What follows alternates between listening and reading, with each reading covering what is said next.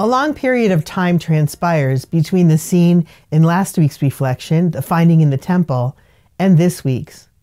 Suddenly, we find ourselves in Holy Week. Scripture doesn't mention Mary's presence along the way of the cross, but the traditional Stations of the Cross devotion commemorates the encounter between Jesus and his mother as the fourth station. Here is what St. Matthew tells us about the way of the cross and the events preceding it. Then the soldiers of the governor took Jesus inside the praetorium and gathered the whole cohort around him. They stripped off his clothes and threw a scarlet military cloak about him.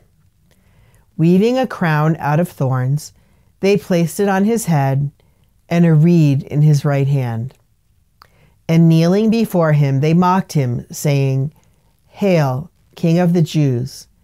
They spat upon him and took the reed and kept striking him on the head. And when they had mocked him, they stripped him of the cloak, dressed him in his own clothes, and led him off to crucify him. As they were going out, they met a Cyrenian named Simon. This man they pressed into service to carry his cross. For me, the encounter between Mary and Jesus on the way of the cross is all about Mary's compassion, which means literally to suffer with. It is also about her sheer grit and unwavering courage. Jesus knew that his mother loved him and that she had followed him to Jerusalem.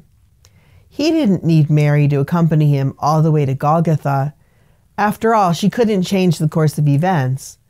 Mary could have stayed out of view in a safe place, praying and grieving for her son. But that wasn't Mary's way.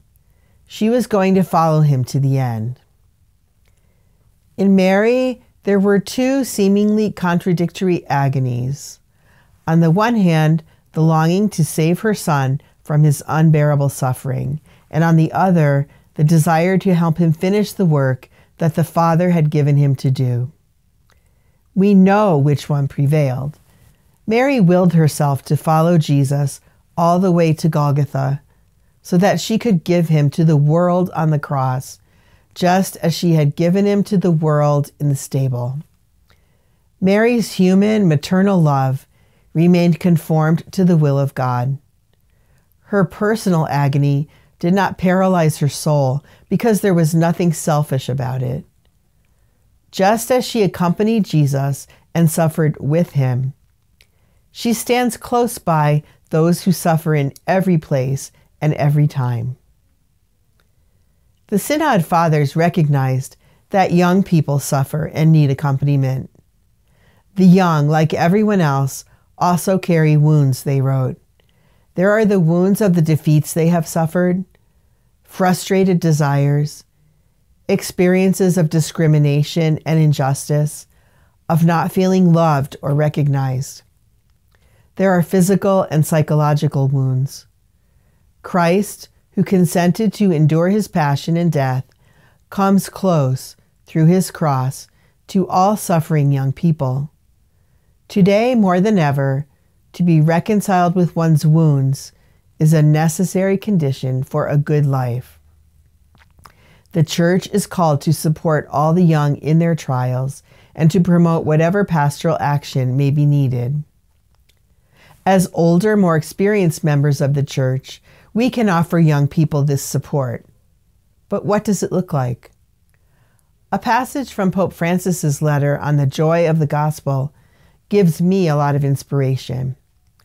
He said that the believing community should get involved in people's lives, that it should bridge distances and be ready to abase itself if necessary. He said that believers should touch the suffering flesh of Christ in others.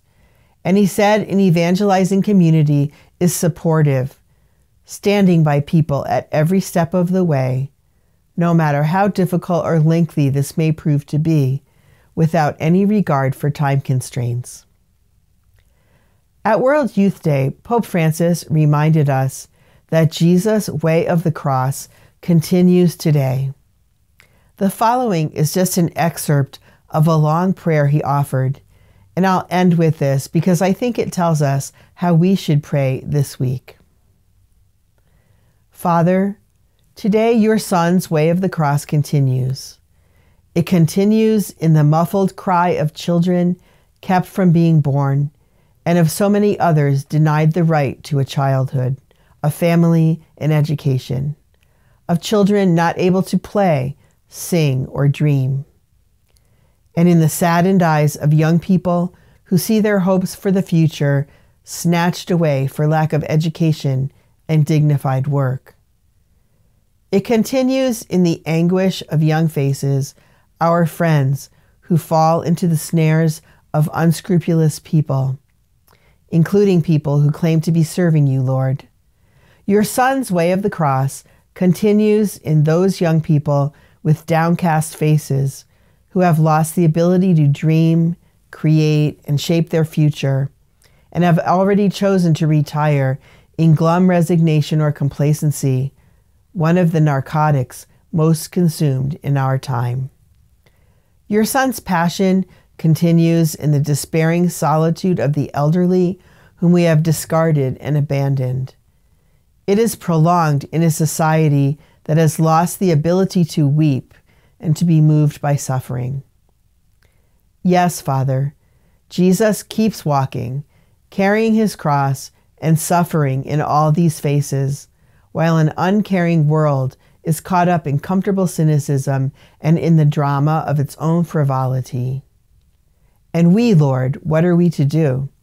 And we, Father of mercy, do we console and accompany the Lord, helpless and suffering in the poorest and most abandoned of our brothers and sisters? Do we help carry the burden of the cross like Simon of Cyrene by being peacemakers, builders of bridges, a leaven of fraternity? Do we have the courage to remain like Mary at the foot of the cross? These are good questions to ask ourselves and to share with young people this week. Mary, Mother Mary, ever